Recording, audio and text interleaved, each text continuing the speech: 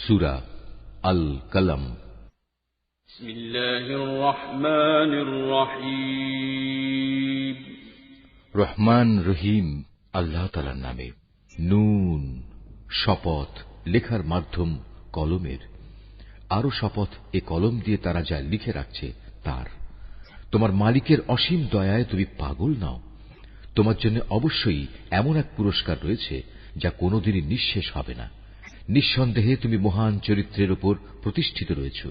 সেদিন খুব দূরে নয় যখন তুমি ও তোমাকে যারা পাগল বলে তারা সবাই দেখতে পাবে তোমাদের মধ্যে আসলে কে বিকারগ্রস্ত পাগল ছিল। তোমার মালিক ভালো করে জানেন তোমাদের মধ্যে কোন ব্যক্তি পথভ্রষ্ট হয়ে গেছে। আবার যারা সঠিক পথের উপর রয়েছে আল্লাহ তাআলা তাদের সম্পর্কেও সম্যক ওয়াকিবহাল রয়েছেন। অতএব তুমি এ মিথ্যা প্রতিপন্নকারীর অনুসরণ করো না। তারা তো তোমার এ নমনীয়তাটুকুই চায় যে তুমি তাদের কিছু গ্রহণ করো, অতঃপর তারাও তোমার কিছু গ্রহণ করবে। যারা বেশি বেশি কসম করে পদে পদে লাঞ্ছিত হয় এমন লোকদের তুমি কখনো অনুসরণ করো না।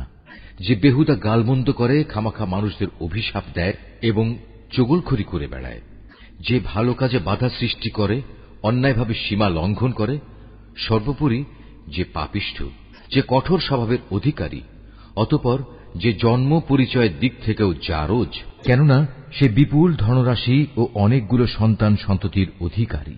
এ লোককে যখন আমার আয়াত পড়ে শোনানো হয় তখন সে বলে, এগুলো তো হচ্ছে আগের দিনের গল্প কাহিনী মাত্র।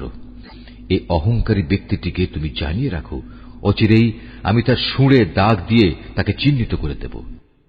অবশ্যই আমি এই জনপদের মানুষদের পরীক্ষা করেছি, যেমনি অতীতে আমি একটি ফলের বাগানের কতিপয় মালিককে পরীক্ষা করেছিলাম। সে পরীক্ষাটা ছিল, একদিন তারা সবাই একযোগে শপথ করে বলেছিল অবশ্যই তারা সকালবেলায় গিয়ে বাগানের ফল পাড়বে। এ সময় তারা আল্লাহ তাআলার ইচ্ছা ও অভিপ্রায় সম্বলিত কিছুই এর সাথে যোগ করেনি। তখন ভোর হতে না হতেই তোমার মালিকের পক্ষ থেকে সেই বাগানের উপর এক বিপর্যয় এসে পড়ল। তখনও তারা ছিল গভীর ঘুমে বিভোর। অতঃপর সকালবেলায় তা মধ্যরাতের কৃষ্ণবর্ণের মতো কালো হয়ে গেল। এদিকে সকাল হতেই তারা এই বলে একে অপরকে ডাকাডাকি করতে লাগল, তোমরা যদি সত্যি ফল আহরণ করতে চাও তাহলে সকাল সকাল নিজেদের বাগানের দিকে চলো। অতঃপর তারা সেদিকে রওনা দিল। পথের মধ্যে ফিসফিস করে নিজেদের মধ্যে বলাবলি করতে লাগল, কোন অবস্থায় যেন আজ কোন দুস্থ ও মিসকিন ব্যক্তি তোমাদের উপর টেক্কা দিয়ে বাগানে এসে প্রবেশ করতে না পারে। তারা সকালবেলায় সংকল্পবদ্ধ হয়ে এসে হাজির হল, যেন তারা নিজেরাই আজ সব ফসল তুলতে সক্ষম হবে। অতঃপর যখন তারা সে বাগানের দিকে তাকিয়ে দেখল তখন হতভম্ব হয়ে বলতে লাগল, এ কি, এটা তো আমাদের বাগান নয়, আমরা নিশ্চয়ই পথভ্রষ্ট হয়ে পড়েছি। না, আসলে আমরা আজ মাহরুম হয়ে গেছি। এ মুহূর্তে তাদের মধ্যেকার একজন ভালো মানুষ তাদের বলল, আমি কি তোমাদের বলিনি সব কাজের ব্যাপারে আল্লাহর উপরই ভরসা করবে? কত ভালো হতো যদি তোমরা আগেই আল্লাহ তাআলার মহান নামের তাসবিহ পড়ে নিতে। এবার নিজেদের ভুল বুঝতে পেরে তারা বলল, সত্যিই আমাদের মালিক আল্লাহ তাআলা অনেক মহান, অনেক পবিত্র। তার নাম না নিয়ে আমরা আসলেই জালেম হয়ে পড়েছিলাম। এভাবে তারা পরস্পর পরস্পরকে তিরস্কার করে একে অপরের উপর দোষারোপ করতে লাগল। তারা আরো বলল, দুর্ভাগ্য আমাদের, মূলত আমরা তো সীমা লঙ্ঘনকারী হয়ে পড়েছি। আশা করা যায় আমাদের মালিক পার্থিব জিনিসের বদলে আখিরাতে এর চাইতে উৎকৃষ্ট কিছু আমাদের দান করবেন। আমরা আমাদের মালিকের দিকেই ফিরে যাচ্ছি। আযাব এভাবেই নাজিল হয়, আর পরকালের আযাব তা তো অনেক গুরুতর। কত ভালো হতো তারা যদি তা জানতে পেত। অপরদিকে যারা আল্লাহ তাআলাকে ভয় করে চলে তাদের জন্য অবশ্যই তাদের মালিকের কাছে অফুরন্ত নিয়ামতে ভরপুর জান্নাত রয়েছে। যারা আমার আনুগত্য করে তাদের সাথে আমি কি অপরাধীদের মতো একই ধরনের আচরণ করব? এ কি হলো তোমাদের? আমার ইনসাফ সম্পর্কে একই সিদ্ধান্ত তোমরা করেছ। তোমাদের কাছে কি এমন কোন আসমানি কিতাব আছে যাতে তোমরা এই কথাটা পড়েছ যে সেখানে তোমাদের জন্য সে ধরনের সব কিছুই সরবরাহ করা হবে যা তোমরা তোমাদের জন্য পছন্দ করবে? না আমি তোমাদের সাথে কোন চুক্তিতে স্বাক্ষর করেছি, এমন চুক্তি যা কিয়ামত পর্যন্ত মানা বাধ্যতামূলক হবে? এর মাধ্যমে তোমরা যা কিছু দাবি করো তাই তোমরা পাবে।